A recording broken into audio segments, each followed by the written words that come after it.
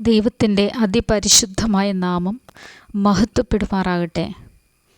സങ്കീർത്തനക്കാരോട് ചേർന്ന് 142 സങ്കീർത്തനം നമുക്ക് നമ്മുടെ നിരാശകളുടെയും സങ്കടങ്ങളുടെയും കഷ്ടതകളുടെയും നടുവിൽ വായിച്ച് ധ്യാനിക്കുവാൻ സാധിക്കുമെങ്കിൽ ദൈവം വിടുതൽ നൽകുന്നത് നമുക്ക് കാണാൻ കഴിയും.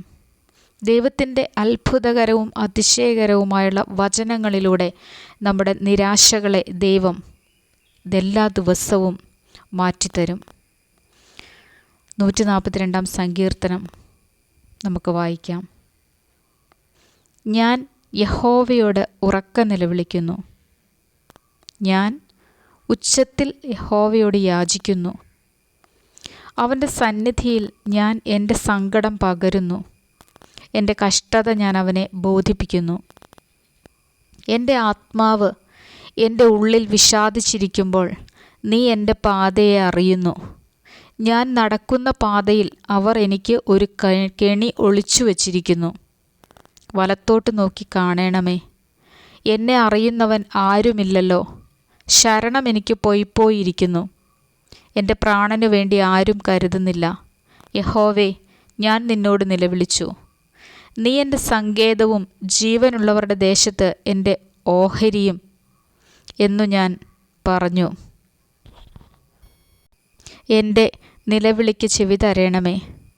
ഞാൻ ഏറ്റവും എളിമപ്പെട്ടിരിക്കുന്നു.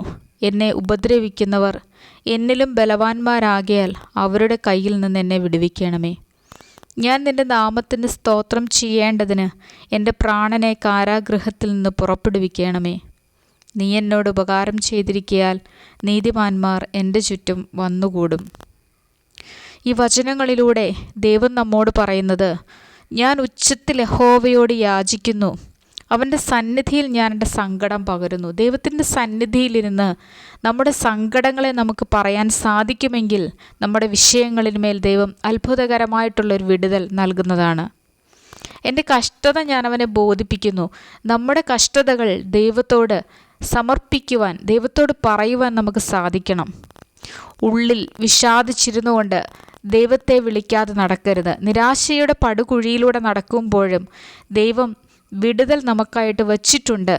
മുൻപിൽ നമുക്ക് വിജയമുണ്ടെന്നുള്ള നിശ്ചയത്തോടുകൂടി ജീവിക്കുവാൻ, വിശ്വാസത്തോടുകൂടി ജീവിക്കുവാൻ നമുക്ക് സാധിക്കണം.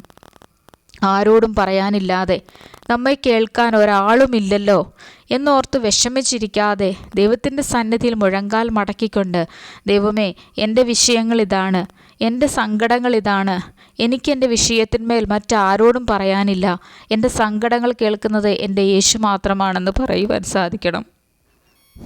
ഓരോ ദിവസവും എത്രയും പരിപാലിച്ച് നമ്മെ നടത്തുന്ന ദൈവത്തോടല്ലാതെ നമ്മുടെ സങ്കടങ്ങളെ ആരോടാണ് പറയുക? നിലവിളികൾ കേൾക്കുന്നത് എൻ്റെ യേശു മാത്രമാണ്. ദൈവത്തിൻ്റെ സന്നിധിയിൽ നിലവിളിച്ചുകൊണ്ട് എളിമയോടുകൂടി ചെന്ന് നമ്മളെ ഉപദ്രവിക്കുന്ന മനുഷ്യർക്ക് വേണ്ടി പ്രാർത്ഥിക്കുവാൻ, നമ്മെ ഉപദ്രവിച്ചുകൊണ്ടിരിക്കുന്ന വ്യക്തികളെ ദൈവത്തിൻ്റെ കരങ്ങളിൽ കൊടുക്കുവാൻ നമുക്ക് സാധിക്കണം. പ്രാർത്ഥനകളുടെയും യാചനകളുടെയും മധ്യത്തിൽ വിടുതൽ നിശ്ചയമാണ്. ദൈവത്തെ സ്തുതിച്ചുകൊണ്ട്, സ്തോത്രം ചെയ്തുകൊണ്ട് നമ്മെ വിടുവിക്കാൻ നമ്മൾ ശക്തരാകുക. ദൈവം നമുക്ക് നൽകുന്ന ഉപകാരങ്ങൾക്ക് നന്ദി പറഞ്ഞുകൊണ്ട് ജീവിക്കുവാൻ നമ്മൾ ശ്രമിക്കുക.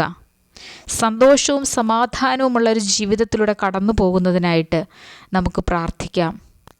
കുടുംബത്തിലുള്ള അംഗങ്ങളുടെ മേൽ ദൈവം പ്രവർത്തിക്കേണ്ടതായിട്ട് പ്രാർത്ഥിക്കാം. ദൈവം നമ്മുടെ ഉള്ളിലെ വിഷമങ്ങളും പ്രതിസന്ധികളും അറിയുന്നവനാണ്. നമ്മേക്കാൾ മുൻപേ നമ്മൾ പ്രയാസങ്ങളെ മനസ്സിലാക്കുന്ന ദൈവത്തോട് നമുക്ക് യാചിക്കാം. നമുക്ക് പറയാം. നമ്മൾ ദൈവവുമായിട്ട് നമ്മുടെ സങ്കടങ്ങളെ പങ്കുവെക്കാൻ തയ്യാറാവണം.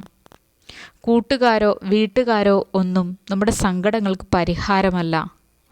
ദൈവത്തിൻ്റെ സന്നിധിയിൽ നിലവിളിച്ചുകൊണ്ട്, സങ്കടപ്പെട്ടുകൊണ്ട്, കരഞ്ഞുകൊണ്ട് നമ്മുടെ വിഷയങ്ങൾ സമർപ്പിക്കുവാൻ തയ്യാറാവുക.